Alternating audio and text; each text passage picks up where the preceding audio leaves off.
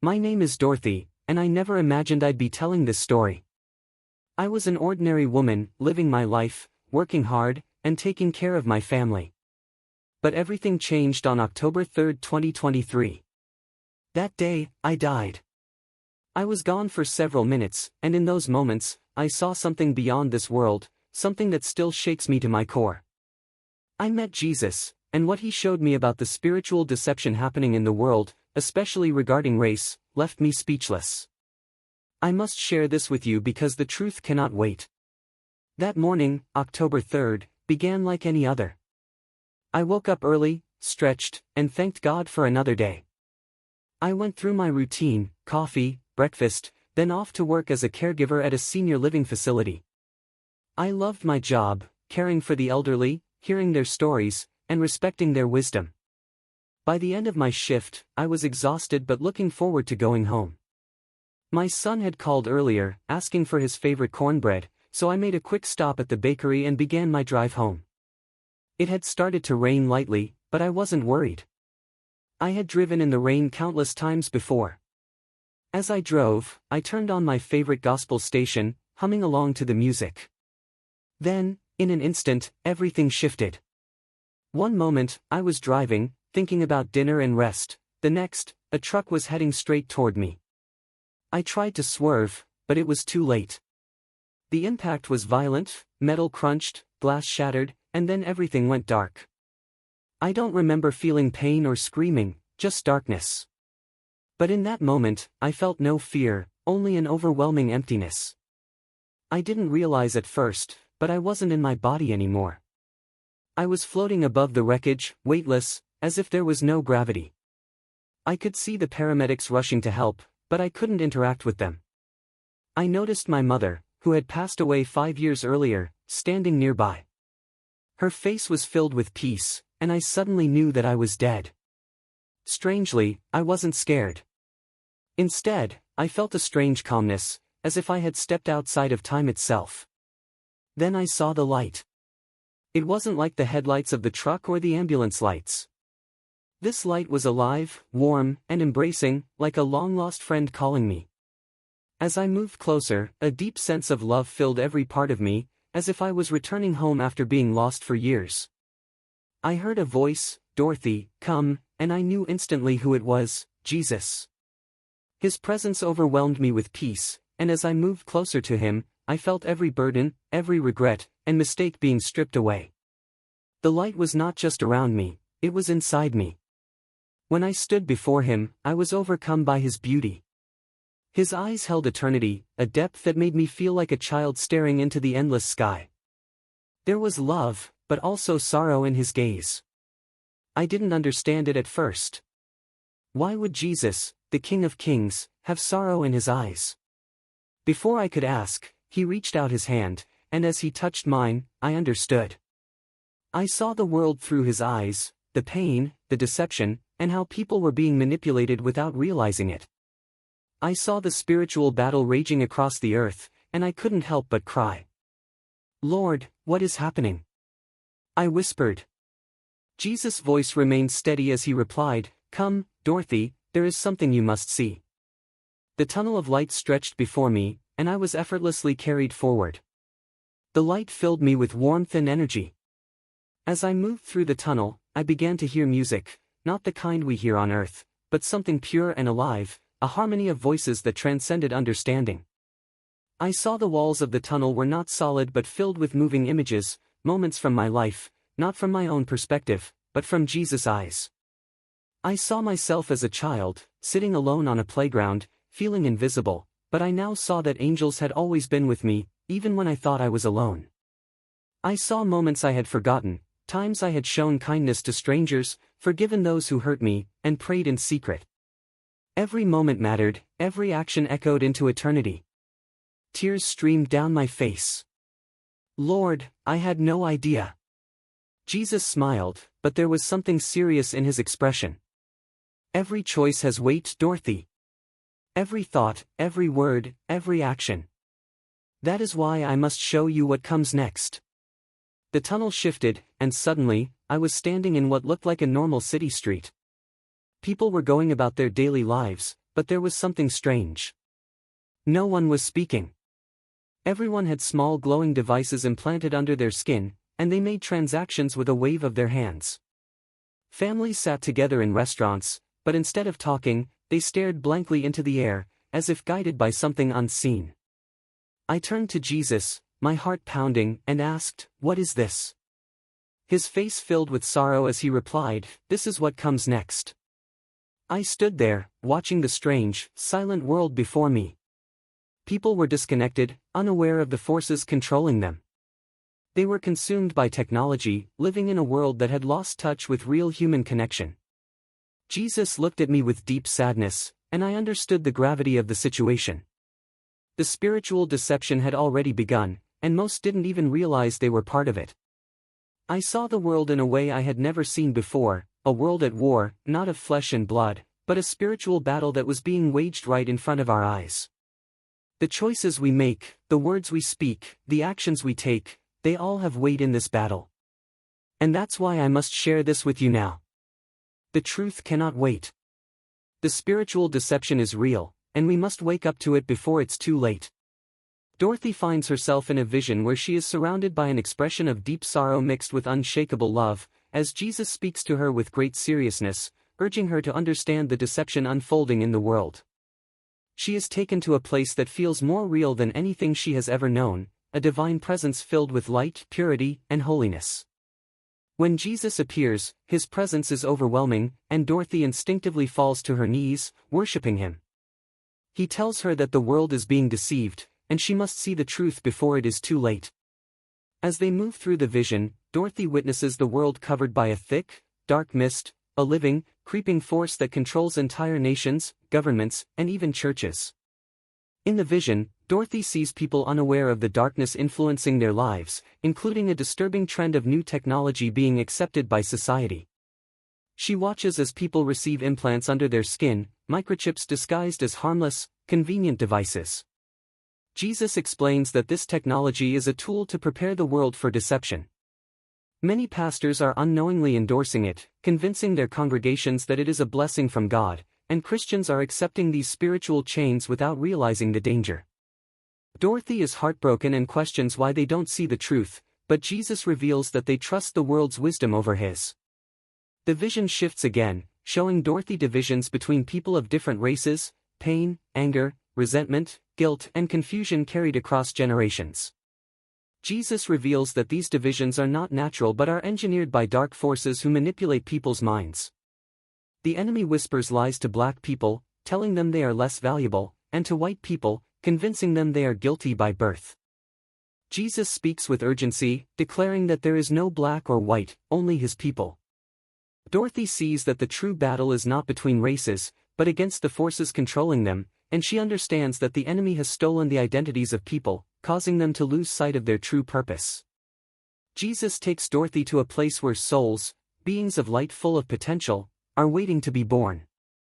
She sees the battle that begins the moment they enter the world, with the enemy working to confuse and distract them from their divine calling. Some are raised in loving homes, while others are led astray by brokenness and society's pressures. Jesus explains that the enemy's system keeps people from fulfilling the purpose God has for them, and he urges Dorothy to tell the truth, that people were created for something greater than what they are often chasing in life. As the vision continues, Dorothy is shown that despite the overwhelming deception, there is hope. She sees ordinary people, like teachers, mothers, and leaders, who are carrying the light of truth and pushing back the darkness around them. These individuals, empowered by truth, are God's warriors, and their voices are breaking the chains of deception that bind others. Jesus reminds Dorothy that truth is the weapon against the enemy's lies and that this is how people can begin to wake up and resist the forces controlling them. In the final part of the vision, Dorothy is shown a future world, a massive city where people move through their day like machines, their faces emotionless, controlled by a leader who is charismatic and admired. The world has traded its freedoms for the promise of peace, safety, and unity. People line up to receive an upgrade, a small implant under their skin, marking the beginning of a new form of control. Jesus explains that this is not yet the mark of the beast, but a glimpse of what's to come if the world does not awaken in time. Dorothy is left with a deep sense of urgency, understanding that the time to speak the truth and set people free is now. But this is how they will be led to accept it, step by step, deception by deception. First, they will make it convenient. Then, they will make it necessary. Finally, they will make it mandatory. Tears filled my eyes, and I wanted to scream to warn them, to tell them to stop, but they couldn't hear me.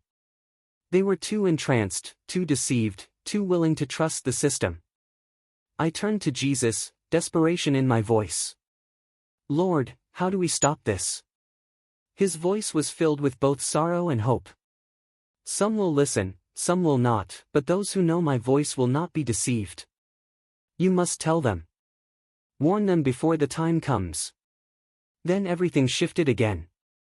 I found myself standing in an open field. The city was gone, the towering screens had vanished, and everything was silent. Jesus stood beside me, looking out over the horizon. I could feel the weight of what he had shown me pressing down on my soul. Dorothy, the world has forgotten the power of choice, he said. They believe they are victims of their circumstances, but I gave them free will. It is the greatest gift I ever gave mankind, and yet so many choose destruction. Tears streamed down my face as I looked at him. But Lord, they don't know. They don't see it. How can they choose when they don't even realize they are being deceived? Jesus turned to me, his expression both firm and gentle. That is why my people must speak. That is why the truth must be louder than the lie. Suddenly, I saw two paths before me. One path was wide, smooth, and beautiful. People walked down it without hesitation, but as they went further, I saw darkness swallowing them whole. They didn't even realize they were walking toward destruction. The other path was narrow and rough, filled with obstacles and challenges. But at the end of it, there was light, and Jesus was waiting there with open arms. Most will choose the easy path, Dorothy, he said. It is comfortable, it is safe, and it requires no sacrifice. But those who seek me, those who trust me, will take the harder road, and I will lead them home. I turned to Jesus, my voice shaking. What do I do? How do I help them see? He placed his hand on my shoulder, and instantly I felt his love pouring into me. Tell them the truth, Dorothy. Some will reject it, some will mock you, but those who are mine will hear my voice. And when the time comes, they will know which path to take. Suddenly, I was no longer in the vision. I was back in the presence of Jesus, the weight of everything I had seen still heavy on my soul, but now I felt something else, hope. Jesus turned to me, his voice steady. There are those who are already awake, Dorothy. The enemy cannot deceive them because they know my voice. These are the ones I have chosen to stand in the final days. I saw small pockets of light scattered across the world, people who refused to conform, who clung to Jesus despite the deception around them. They were praying, worshiping, encouraging each other, and warning those who would listen. They weren't afraid, even as the world around them grew darker. They stood firm. These are my warriors, Jesus said, not with swords, not with violence, but with truth. And when the world turns against them, I will be their shield. Tears filled my eyes as I saw the power of those who stood with Jesus. They weren't powerful by the world's standards. Many were ordinary people, mothers, fathers, workers, students. But in the spiritual realm, they shined like stars. Jesus looked at me, his eyes filled with purpose. Go back, Dorothy. Tell them what you have seen. Those who are mine will listen. I felt a pulling sensation, as if something was dragging me back. I looked at Jesus, my heart breaking. Lord, I don't want to leave. I want to stay with you. He smiled, but his eyes were serious. Your time is not yet finished. There are many who need to hear this, Dorothy. They need to know the truth before it is too late. The pull became stronger, and suddenly, I felt myself being sucked away from the light. Everything became dark again. I felt pain, the weight of my body returning, the sound of machines beeping. Then I gasped for air. I was back in the hospital. My eyes fluttered open, and I saw my family standing around me, their faces filled with shock. I was alive, and I knew without a doubt that I had to share what Jesus showed me. The moment I took my first breath back in my body, it felt foreign, too small, too limiting. The weight of flesh, the aching of my limbs, the beeping of the hospital machines, it was all overwhelming. My eyes fluttered open again, and I saw my family's faces, filled with a mixture of shock and relief. My sister clutched my hand tightly, whispering my name over and over as if saying it enough times would keep me here. The doctors had told them I wouldn't make it, that my injuries were too severe. But God had other plans. As I adjusted to being back, memories of what I had seen flooded my mind. The city, the deception, the enemy's grip on humanity, it was all so clear in my spirit. Yet when I looked into the eyes of my loved ones, I realized something terrifying. They had no idea.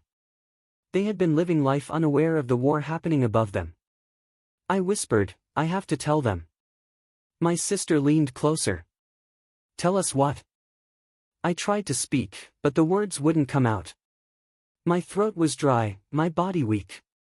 But inside me, there was an urgency I couldn't shake. Jesus had sent me back for a reason. I wasn't supposed to keep this to myself. I closed my eyes and prayed, "Lord, give me the strength to share what you have shown me." The days following my return were some of the hardest of my life. I tried to explain what had happened, but most people didn't believe me. My sister thought I was confused from the accident. My pastor told me that while near-death experiences were powerful, I should be careful not to scare people. Even some of my closest friends dismissed it as a dream. I felt alone, burdened with something too heavy to carry on my own. But deep in my heart, I knew I couldn't stay silent. Jesus had warned me that people wouldn't always listen. Then I started to notice something strange. The things I had seen in my vision were already happening. News articles about implantable technology being used for payments.